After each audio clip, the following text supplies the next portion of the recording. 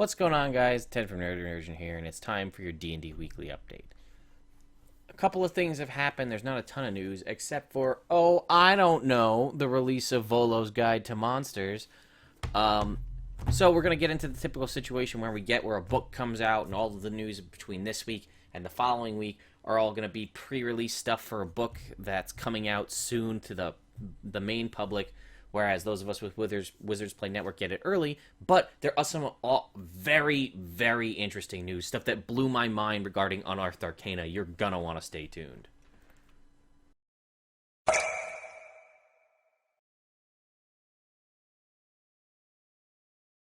Alright, you know what? I'm bringing out the big guns first. Are you guys ready for this? I don't think you are. Check this out. Gamehole Con this weekend in the Midwest.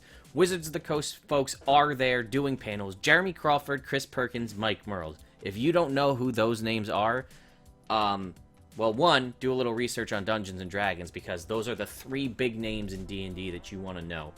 Lead designer, Chris Perkins is the lead story writer. I don't know their exact titles, I'm just going off of what I know, but basically, these guys come up with new content, they test it, game directors. Chris Perkins does stuff for, Acquisitions Incorporated. I'm very excited, as you can tell, clearly animated. Mike Merles is the guy who puts out Unearthed Arcana, a once-a-month article. I've done a video on it in the past. What is Unearthed Arcana? It is Wizards of the Coast going out of their way and putting out new content for those of us who want to play 5th edition and play test new things before they end up finalized in a book like Volo's Guide or the Sword Coast Adventure Guide or something like that. So that's what that's all about.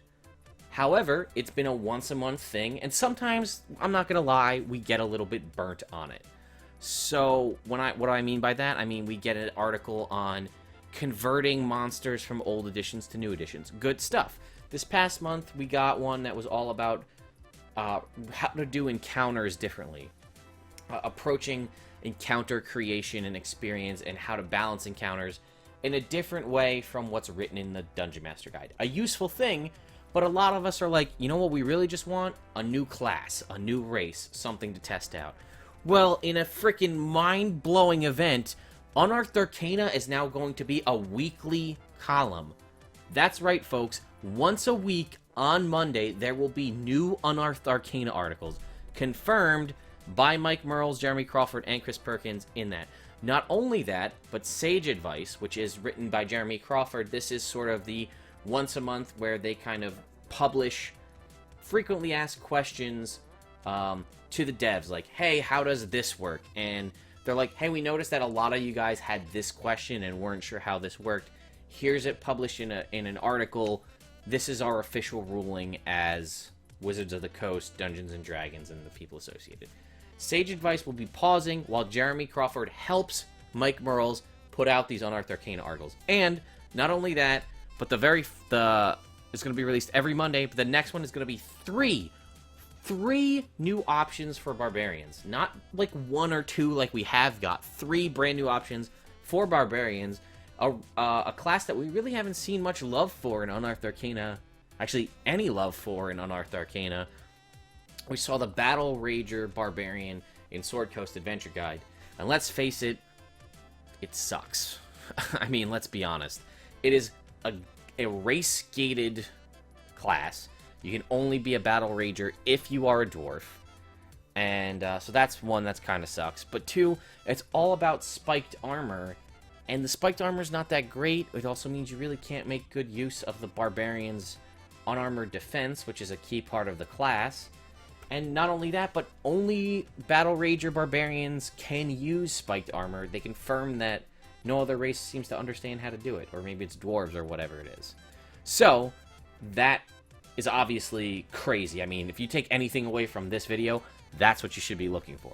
However, the next large D&D campaign, Chris Perkins confirmed, the next D&D story is not based on Adventure Time. Why would you ask that? Because Pendleton Ward, the creator of Adventure Time, as you can see right here at the beginning of every episode, is helping Wizards of the Coast create the next campaign. So, I mean, I'm a huge Adventure Time fan myself, so I guess if you're not a big fan of Adventure Time, that's not as big of a thing for you. But Pendleton Ward has a crazy, awesome creative mind. I mean, Adventure Time's been on for 7 or 8 seasons. 7 seasons at least now, and I know it's ending soon. But the storyline, there's a whole deeper underlying story to that cartoon that's slowly been told over the past 7 or so years, and I'm still not up to date, and I still don't know what's happening. It's crazy. So he's going to be helping create the new story arc going forward. So that's amazing. GameholeCon, I didn't even know this was going to be a thing. I feel like I really messed up on this one. But that's awesome. So, also, there are 2... if you're looking to expand your Storm King's Thunder campaign, they called this out on their Facebook page. There are 2. Again, they are pay to get, In Dire Need, and A Dish Best Served Cold.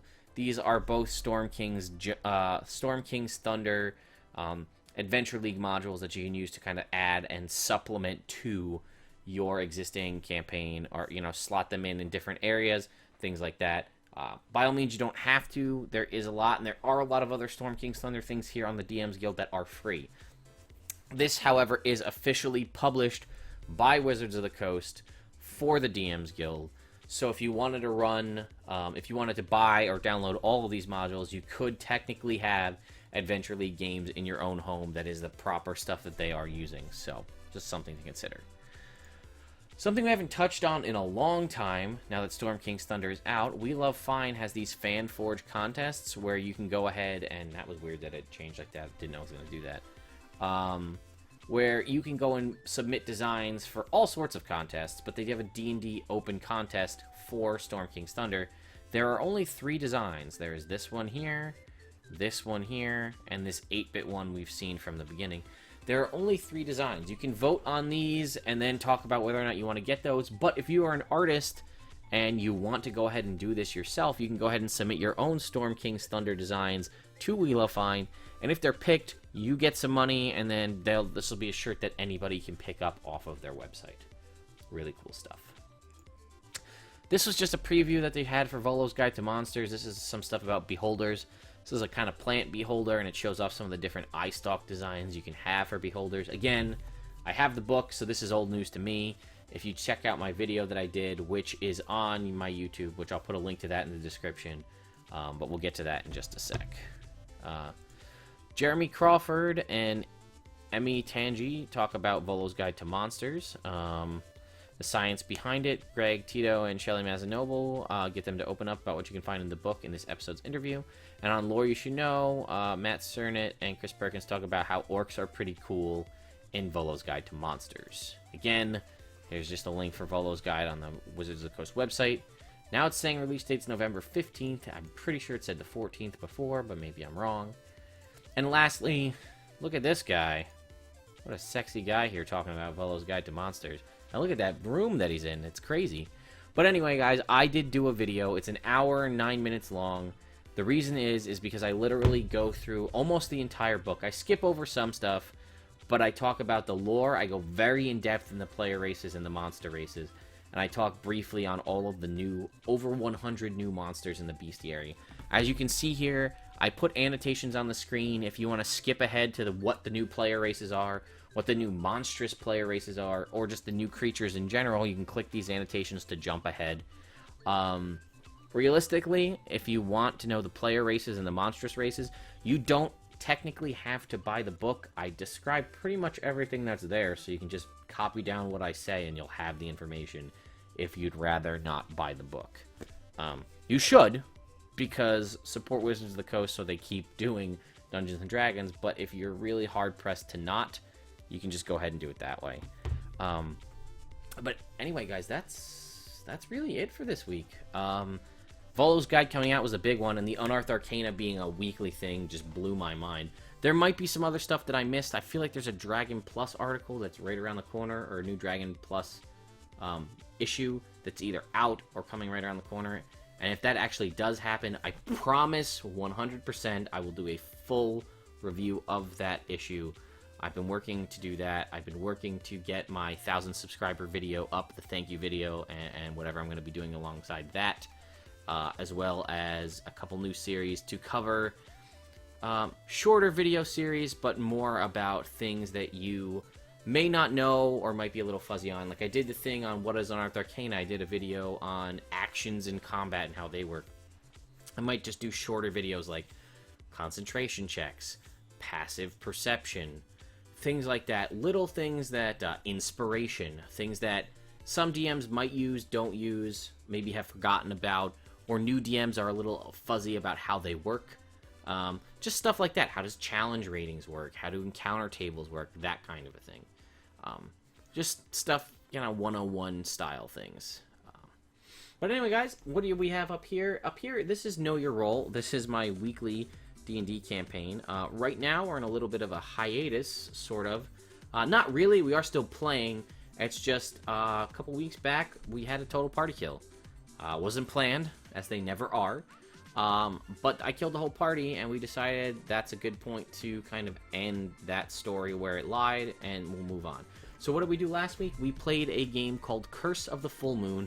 It was supposed to be a one-shot. It's going to end up being 2 episodes. So we're going to finish that up this coming Tuesday. But it is a Halloween-themed spooky adventure. Something I got it's from AdventureWeek.com. But I was able to get I got it in the most recent RPG crate. It was kind of for the Children of the Night Halloween-themed October crate. So we're playing through that. This Tuesday, the 8th, we should be finishing it. So, there you go, that's that. Right here in the middle is the Kickstarter spotlight for this week. I did this on a really interesting table called the Game Anywhere table. It's a portable, foldable gaming table that you can just fold up into a 2-foot square and put away, but it opens up into a plenty big area to play pretty much any board game you could possibly imagine, and it's fairly reasonably priced for what it is. And down the bottom here is the DM's Guild Spotlight. This was at a viewer request to do the Circle of the Deathbloom Druid. Speaking of Unearthed Arcana, like we have been, this was earlier in the year, I think around April, maybe February. One of the Unearthed Arcana, rather than making a brand new article from Wizards of the Coast, they did a spotlight on content that was on the Dungeon Master Guild website. This was right after it came out, so it's kind of like a promo thing for it as well. And they picked out 3 Druid circles, all by one awesome creator. The Circle of the Beast, which I have done on this channel before, the Circle of the Deathbloom, which is what that video is, and the Circle of the Fountain, which will be a future video. So if you're curious about this, it's a druid circle that focuses on decomposition and fungus and things like that. It's interesting, but why don't you go ahead and check out the video and give me your thoughts on it and let me know what you think. Lastly, guys, you can go ahead and click down here to subscribe to the channel. I put out several videos every week. I try to do the DM Guild updates sometime, but I try to do Friday, but sometimes I just don't have the time. So it's usually Sunday before the following week. It covers the week prior. There's also, again, if you want to follow the YouTube channel, there is the video update from whatever we stream on Twitch that goes live. There is, that's again the Know Your Role at the top there. There's a Kickstarter spotlight and a DM's Guild spotlight every week, along with other videos, unboxings as I get new collector's editions of things, the RPG crates, and then, the occasional one-shot and things like that. So, hey guys, I hope you have a great start to your week, and I will see you next time.